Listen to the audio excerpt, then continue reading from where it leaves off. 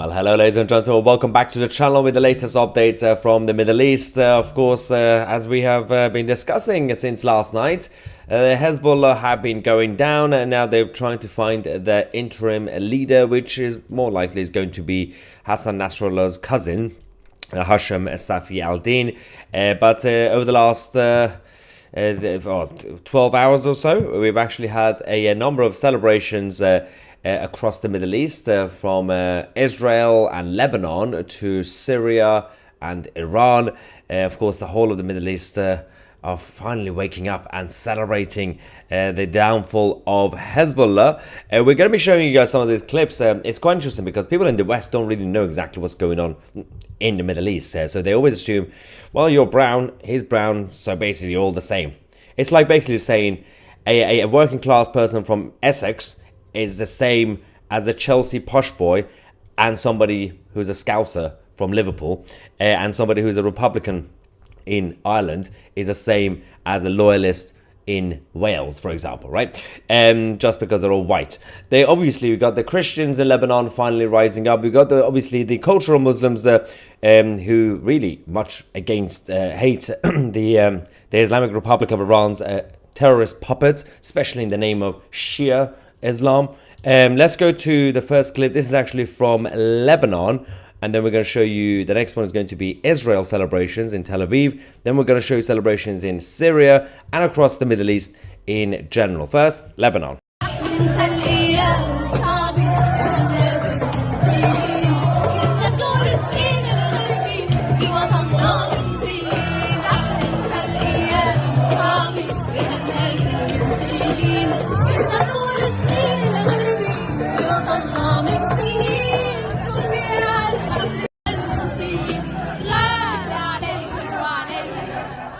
So, of course, people in Lebanon are very much happy that the group that hijacked Lebanon since the 1980s have essentially been wiped out. Now, of course, we got the remaining members of Hezbollah, who are mostly junior, apart from, of course, the cousin of Hassan Nasrallah, who is going to be the leader for now, but he will not last that long. Of course, we're still waiting for the reaction from the Islamic Republic of Iran, by the way.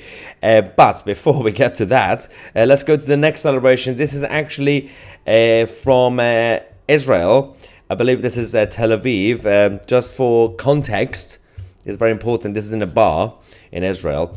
There is a song that they're singing, basically saying, Nasrallah, as in Hassan Nasrallah, we will F you, inshallah. We will return you to Allah with the entire Hezbollah. Let's go and watch.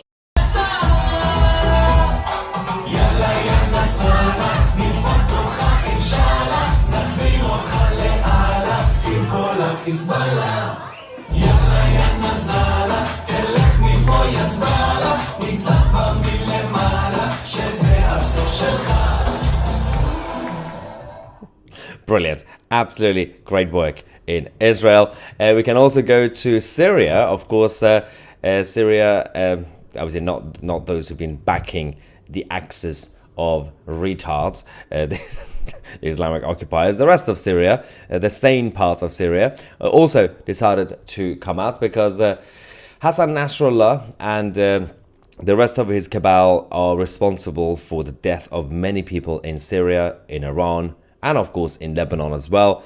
So obviously the Middle East are rising up saying, good, next is Ali Khamenei, the supreme leader of Iran. Let's go to the first video from Syria.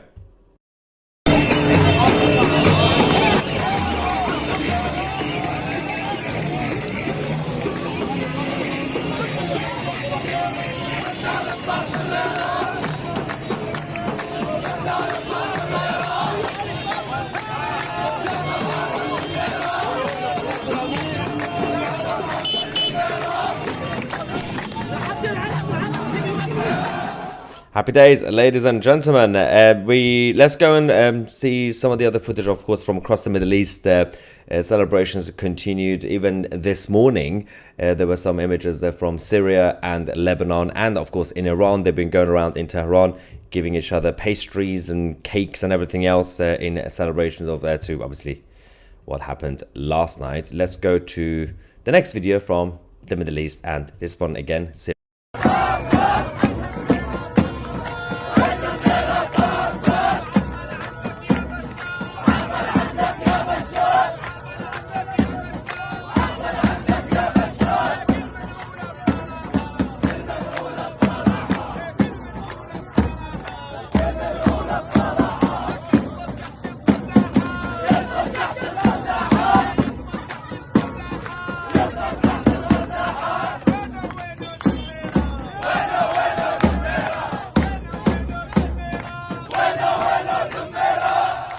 It is interesting, of course, the places that we were expecting celebrations, the likes of Syria, Lebanon, Jordan, Iran, Saudi Arabia, UAE, they're all obviously happy. The one place that is they're having a bit of a meltdown is actually Qatar.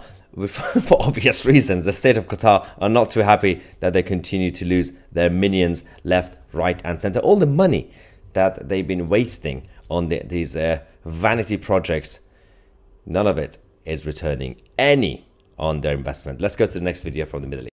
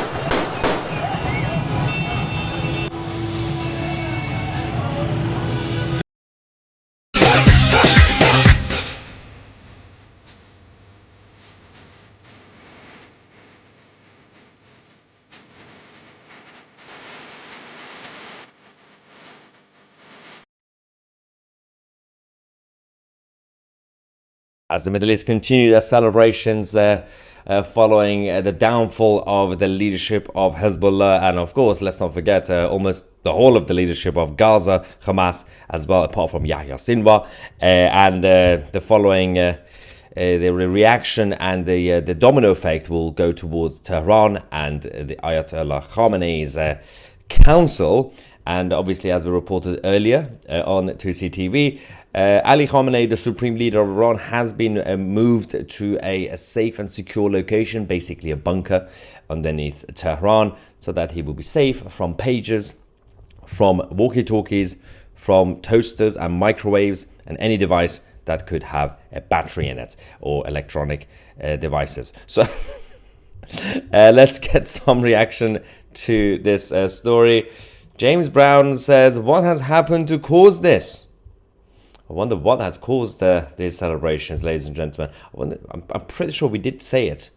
But the title of the video, James, says, Middle East celebrate the end of Hezbollah. So the end of Hezbollah has caused this. So thank you for that. Danny says, Maya, please read this. Is there a theory that Hezbollah will replace Nasrallah? But yes, we already reported that in the first live stream, and of course in this one as well, that his cousin, Hassan Nasrallah's cousin, Hasham, is going to be the interim leader. There is no other option. They have to obviously pick him. He's the most senior person who was already supervising the operational aspects of Hezbollah.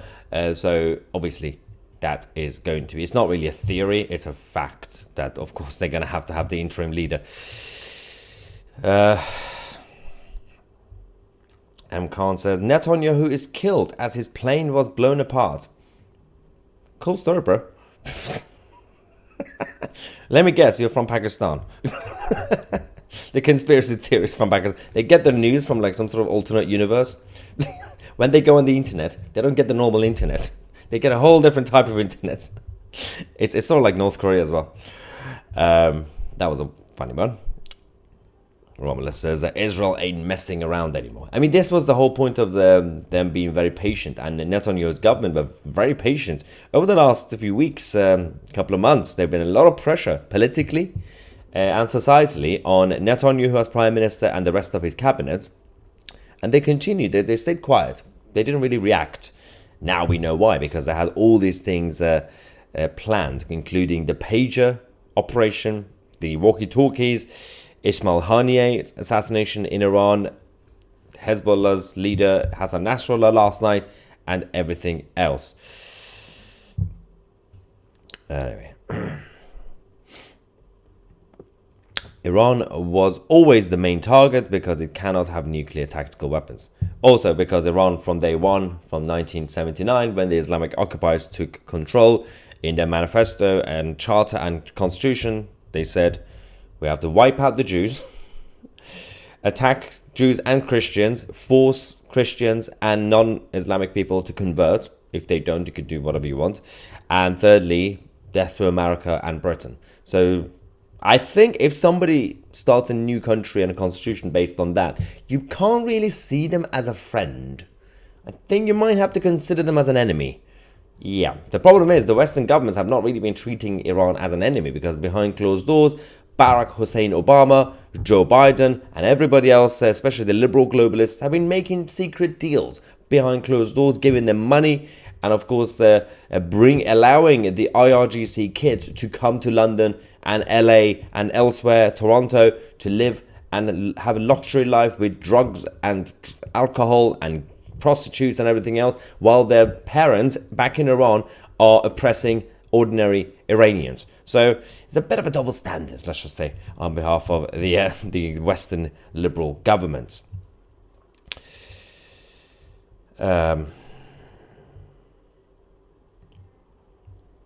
I think this is a matter of not showing mercy to the enemy. If they stop and don't completely stop it, it will build up in the shadows again. And it will happen all over again. Exactly. But this has been the biggest problem since the 70s until now. This has been building up in Lebanon, in Jordan, relatively in Jordan. Obviously, they got kicked out mostly. In Iran, in Iraq eventually, in Syria eventually, in Egypt, and obviously now Turkey to a point. Not the same type of Islamists, but thanks to Turkey's president, Erdogan, he's basically trying to be an attention seeker and trying to pretend that he's an important figure in the region. So he gets involved and backs our enemies. Right, another super chat. Nofar says, hi Tusi, I am Israeli, like holiday, Mazel Tov. Thank you very much. Hope you're staying safe. Mike says, will the mainstream media be in mourning for a few days? Yeah, I think they're going to be, Hugh Edwards is no longer presenting. Otherwise, he would have worn black for the next few days as part of BBC guidance, I guess. Sky News are not too happy either, but they have to be professional, I guess, ladies and gentlemen. They have to do their job, even when they're not happy. Shira says, I think the arrest warrant against Bibi made him say, F it, we're done listening. If you want the song from Israel, I can send the link. Yeah, thank you, Shira. No, I do have the song. It's good. It's funny. It's very catchy as well. We now have some breaking news, ladies and gentlemen, that we can bring you guys. Of course, we'll get more of the information. We can now confirm that Israel, again, when we say confirm, pinch of salt, Israel are preparing for the ground invasion into southern Lebanon. We will wait for the official statement, of course, as usual, from the IDF. Nothing has been publicly... The journalists have been briefed, but no official statements yet. The Israeli airstrike is now hitting near the Beirut airport literally next to the airport. So the airstrikes continue. They are preparing for the ground invasion. This is just to ensure that the whole thing has been taken over in terms of the infrastructure and any remaining minion of Hezbollah. We will get back to it. There's a couple of people spamming the live chat. You know who you are. You can say whatever you want in the live chat. Free speech. I don't care. But if you copy and paste the same comment, even if it's a supportive comment, you will be banned because you're taking time from other people. Let's... Furious Moses. Love that name. Furious Moses says, greetings from Israel. What a username. This... I think you win. You win the internet today with that name. Furious Moses, thank you so much for your support.